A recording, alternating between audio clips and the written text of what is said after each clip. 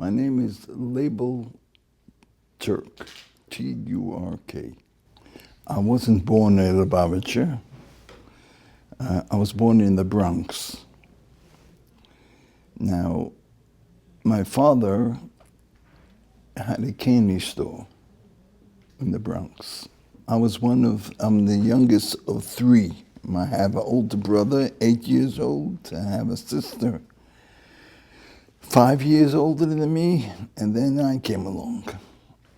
A candy store consists mainly of selling papers, comics, ice cream, loose ice cream. It was very, very busy. My mother, Olav Shalom, used to work in the candy store. We used to work day and night. Of course, when they worked day and night, they had no time for the children. Well, my mother had a father by the name of Pinchas Goldstein. Pinchas, he was a Yurb Sheyid. He was a gabbai in the Nuscha Rishu in the Bronx, Washington Avenue. And he was like a chazan. He was about tefillah, not a chazan, I would say about tefillah. And he used to daven. But he was a very, very vitamin yid. I was very close to him. He used to come to the house. He used to teach me Aleph Beis. He used to teach me how to read the Siddur. It didn't take long. He registered me into the Lubavitcher Yeshiva. They opened up a new branch up on top of the shul, the Nuscha Rishu in the Bronx. Rabbi Oldtime, soll sein gesund und stark, he was the menayel from that yeshiva. He was the Rav, actually. He was the Rav of the Nuscha Rishu.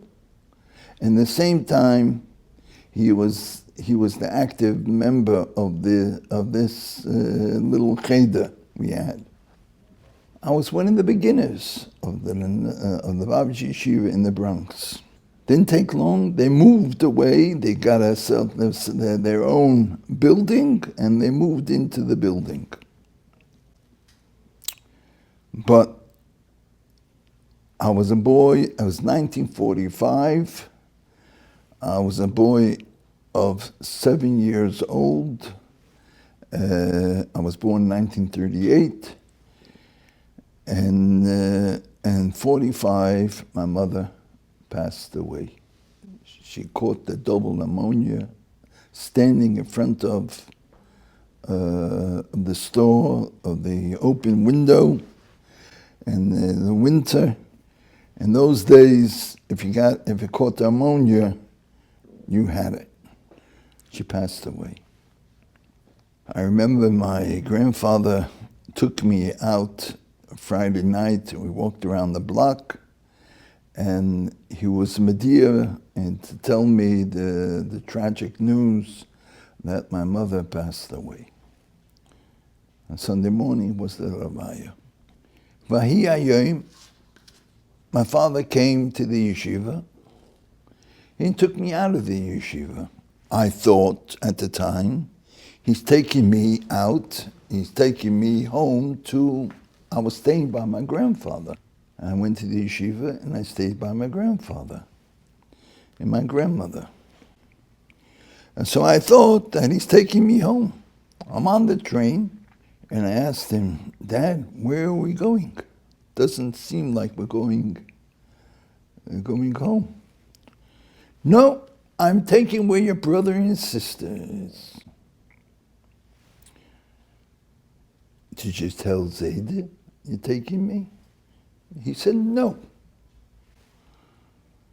Well, in that case, I'm not going. I came to the next stop. I was a boy of 7. I picked myself up and I dashed for the door. I'm not going. He's not going to fight with me on the subway. He can put me on his shoulder. not going to fight. So he realized he has to take me home to the Zayda. He took me home to my Zayda, Olav Shalom.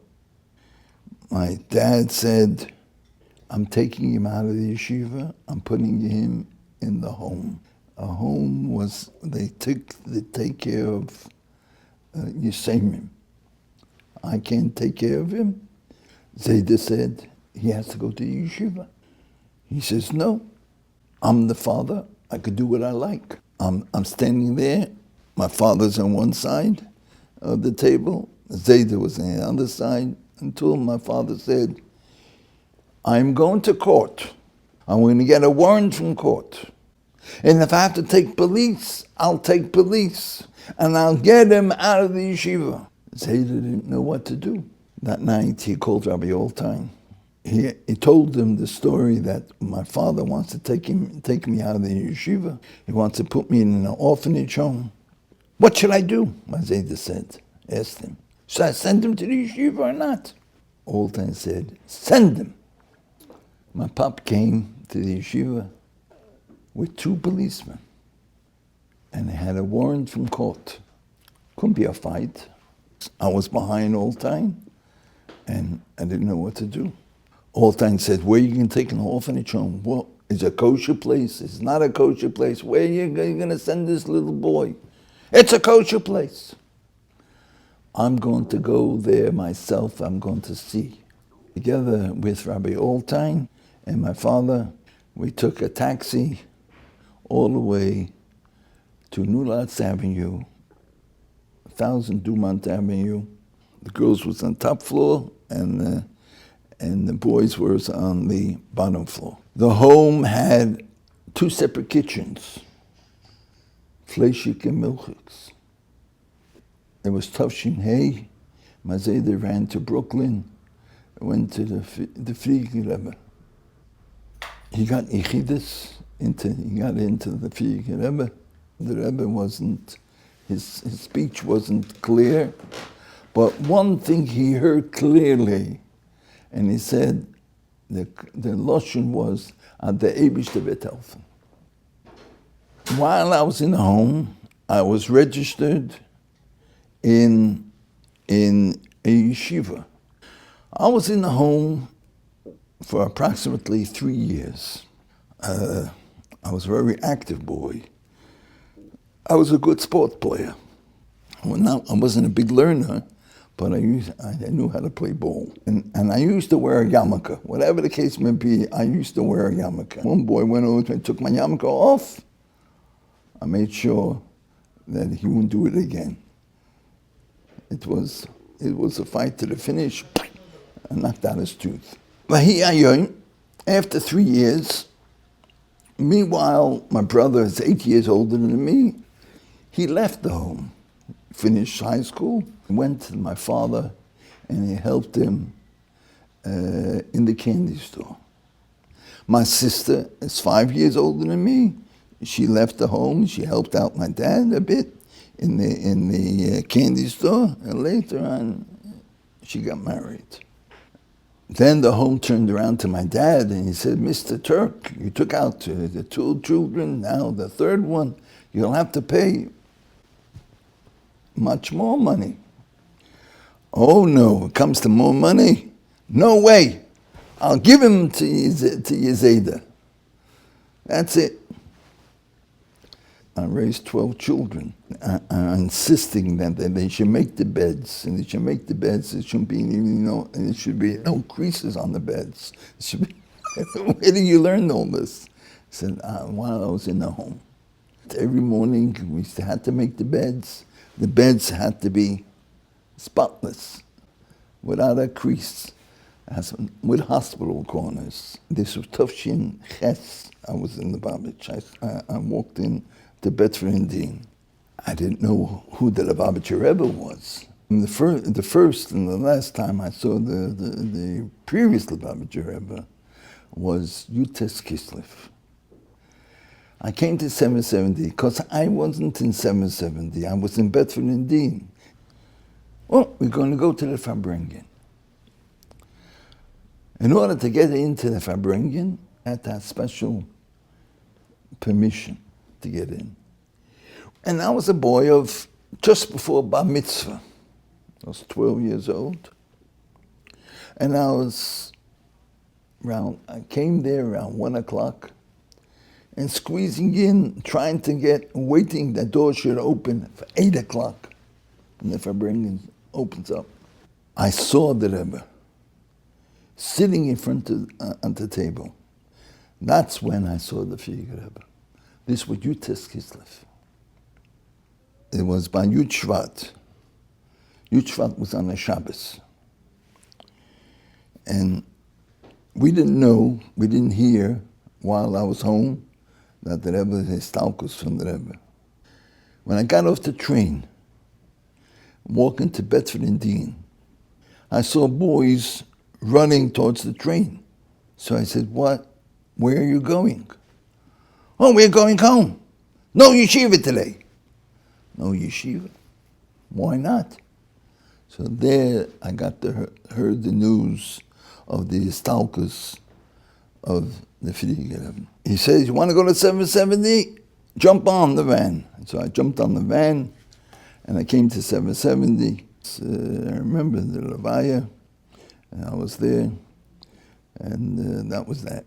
By the first Farbrengen, in the middle of the Shnas Avelis, the Rebbe came down, and he walked in together with Kazanovsky, a man with a black beard and a man with a long white beard. So my first glance was Kazanovsky. He's the Rebbe. I didn't know. But I see as he walked in, both of them walked in, the man with the black beard jumped over the table. He didn't want people to stand up for him. And that's when the first time I realized who the Rebbe was. I used to go into Yechidus. I went into my Zayda when I was a little kid. I was under Bar Mitzvah. Before the Bar Mitzvah, I went into Yechidus with my Zayda. My Zayda, Olav Sholem, used to go into the Rebbe every year. And my Zayda complained to the Rebbe, and he says, this boy has some serious nefesh. He says, even to have a shtukel peah, it was a big thing. His father used to go crazy. Cut your payas off. The Rebbe turned to me, "Tell your dad, really, ich darf stehen im Munnen bei dir. I should plead with you. You should wear payas. Or at least, let me wear payas." When I told him the words of the Rebbe, he kept quiet, and that was the end of it. I learned in Pittsburgh for 3 years. When I finished the high school, Gan Yisrael opened up. That was the first year, 1955. And I became one of the first counselors in Gan Yisrael. And there, after the summer, I wrote into the Rebbe, and I asked him, since my whole class went to Montreal, should I follow suit? The Rebbe said, follow. Hamshich. I should go to Montreal. I came to Montreal. I learned in Montreal for approximately 6 years, until I was in the age of 23. My Zayda of Sholem went into the Rebbe. I was already organizing the day camp. First year in the day camp, they had a big problem. What was the problem? They had one bus, boys and girls. I didn't like it. Bill Mutchkins and Zalazangas Stark came over to me and said, Leib, it's your turn. I said, I'm sorry, Beryl. I am not going to run the day camp with one bus. He says, what are you doing? 2 buses? You know what that means? Crazy or something? It's Meshuggah. So he went and asked the Rebbe, maybe I should close the day camp. What did I do? I went into the office. I took out the yellow pages, and I looked on the buses. And I started calling around bus companies. One fella turns around to me and he says, hey, my buses are lying in the schoolyard in the summer, padlocked. Hey, you pay me COD, you'll have 2 buses. I said, you know what? It's a deal. So what happened? He came running over to me. You see what the Rebbe says? We shouldn't close the day camp. Oh yeah? That's what the Rebbe said? Yes! We shouldn't close the day camp. So I said, Beryl, this is what the Rebbe answered me. Tach, absurus tevis. What do you mean? I got you 2 buses. So that was that. My Zayda went into the Rebbe when I was 23. Admosai. He used to go in every year. The Rebbe used to say, Nosanoch Lenin, Nosanoch Lenin.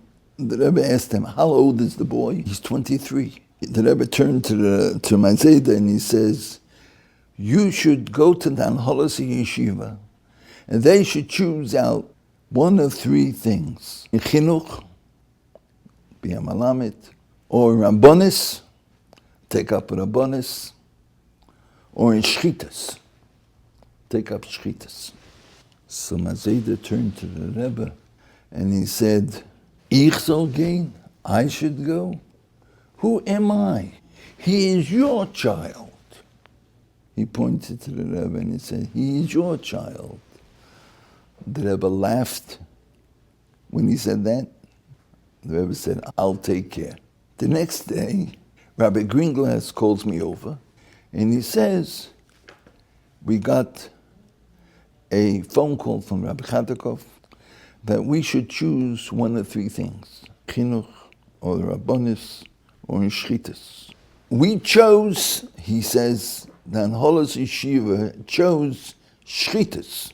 So send your application into the Shachtim and we'll see how it goes from there. That was my first entree into Shchita.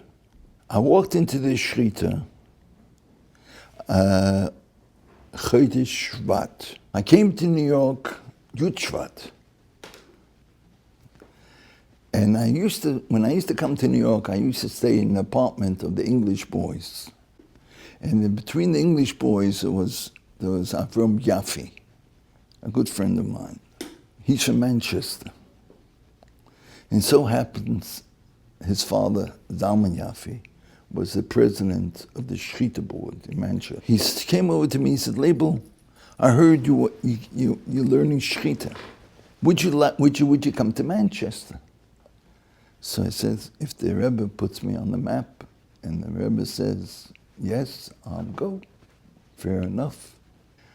When I finished Shechita, Chodesh Elul, I wrote into the Rebbe, put me on the map. The Rebbe answered, have you any proposals? So I answered, I have so far Manchester. So the Rebbe answered, give me another proposal, and I'll choose between them. So I went to Rabbi Chatakov, maybe he has another place for Shechita. So Rabbi Chatakov said, Ben Shem Tov, just been a teal around America, he has something up his sleeve. So I went to him, I wrote out a zettel. The zettel was Dallas, Texas. I wrote out the zettel, I gave it to Rabbi Chatakov. Rabbi Chatakov first, he said, bring the zettel before 8 o'clock, then I'll put it on the Rebbe's desk. But of course, until I wrote out the zettel, until I gave it to him, it was after 8.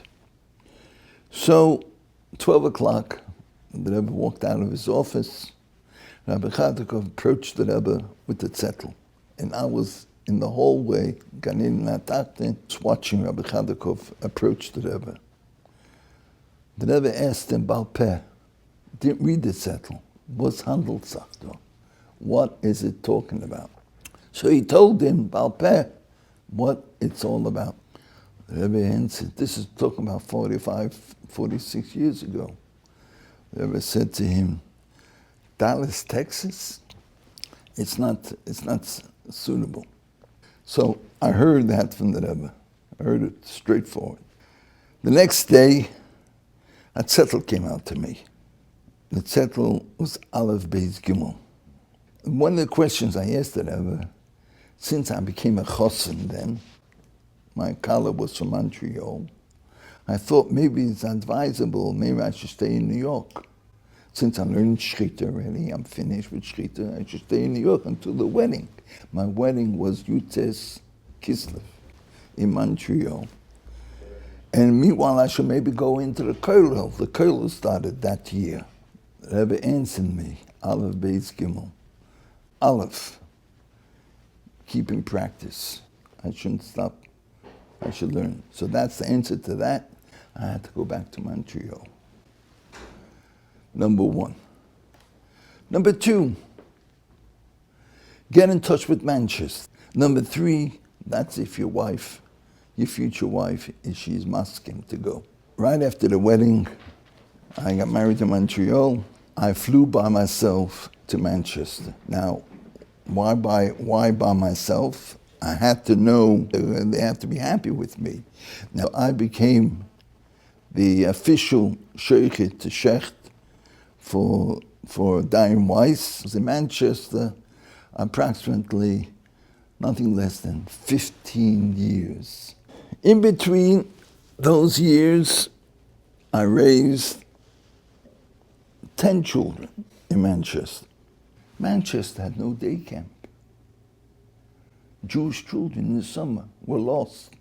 Came along a fellow from America, and he established a day camp. I ran while I was there, the first 10 years while I was in Manchester, a day camp. We had, together with my wife, where she was like the secretary and I was an organizer, and we organized a day camp.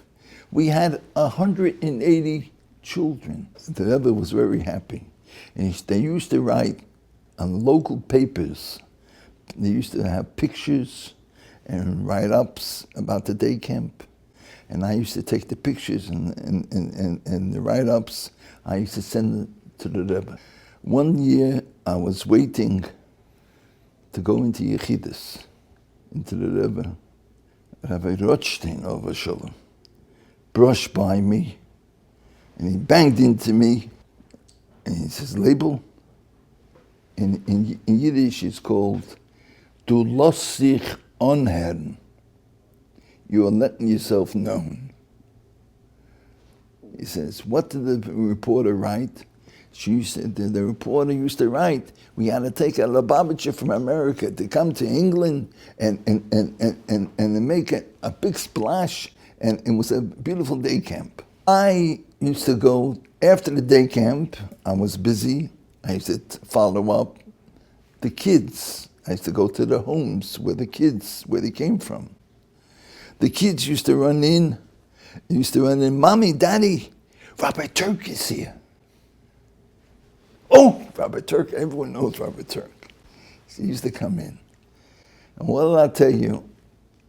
I'm not bragging. Happened more than once when I was at home.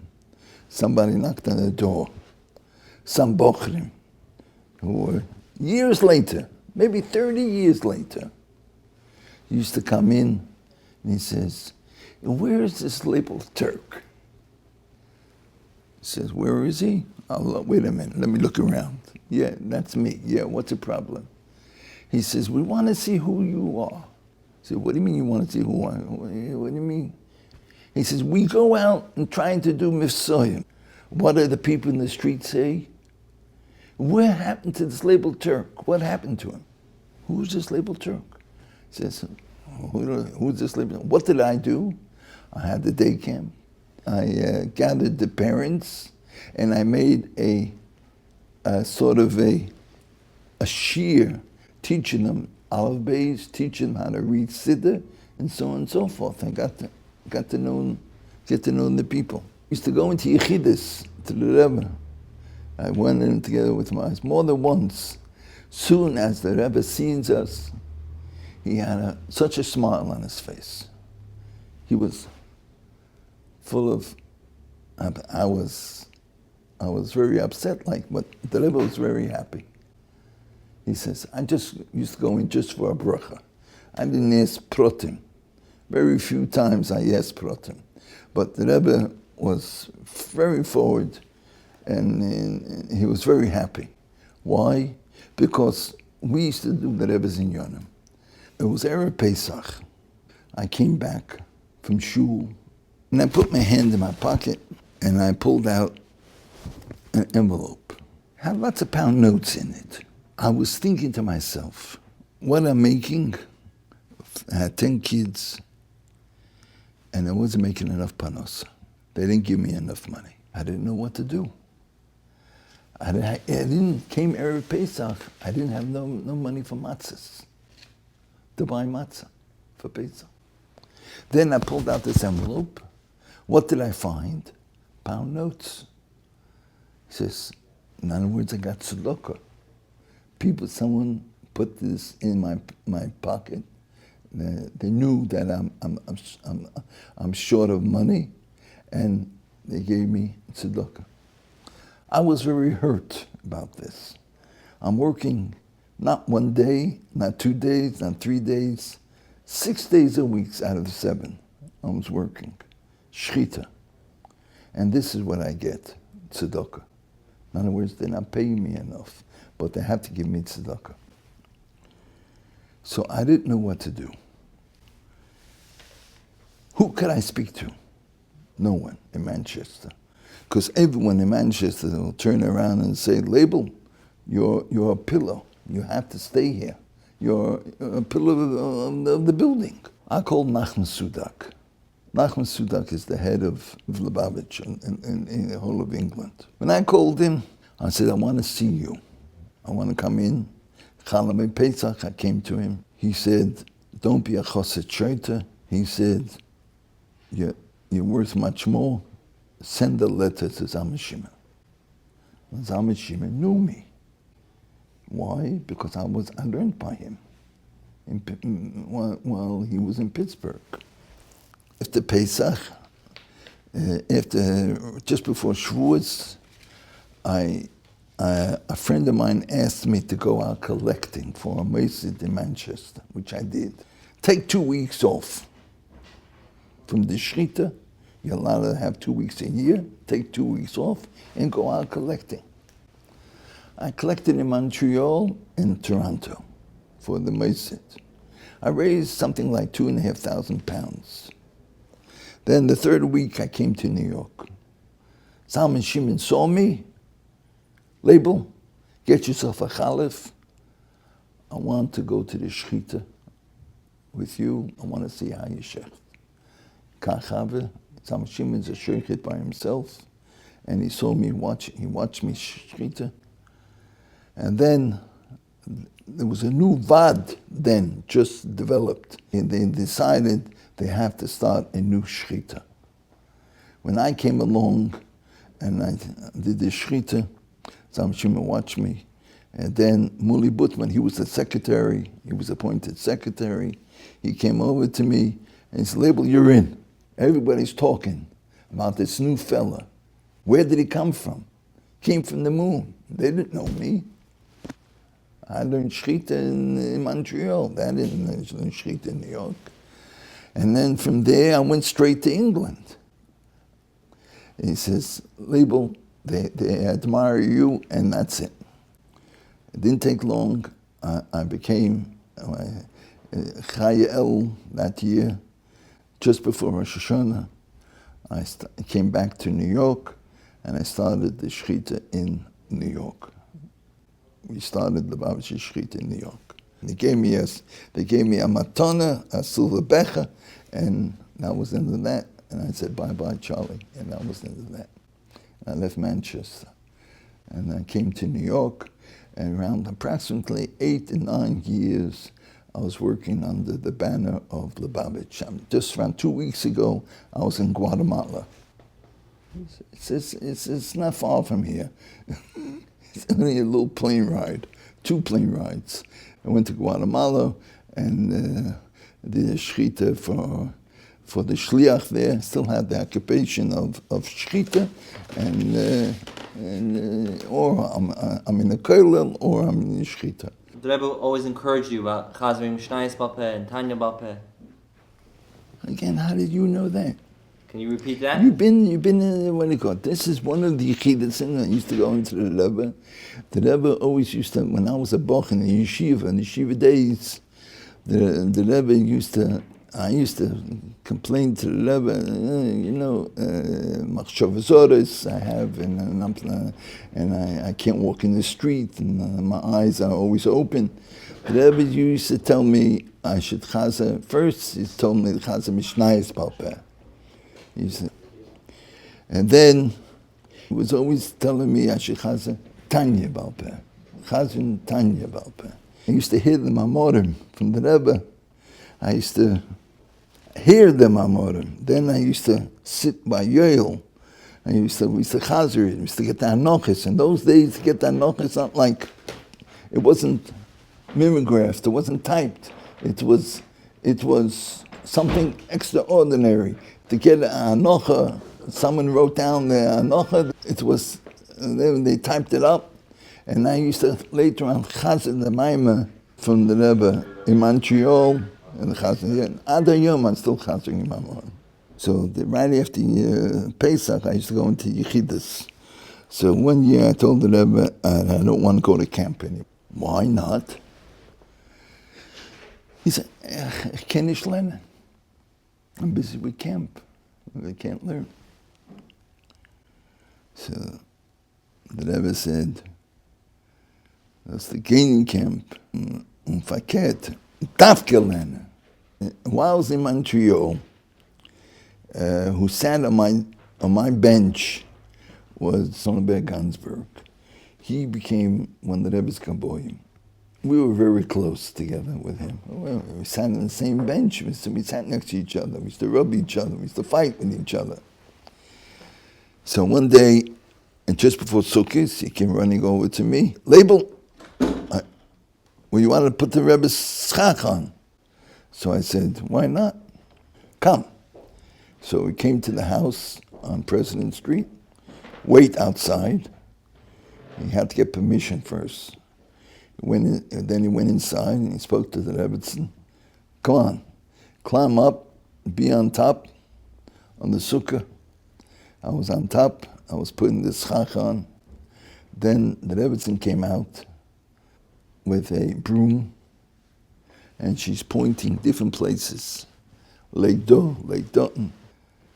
And this is what she said. The man gleicht a schach.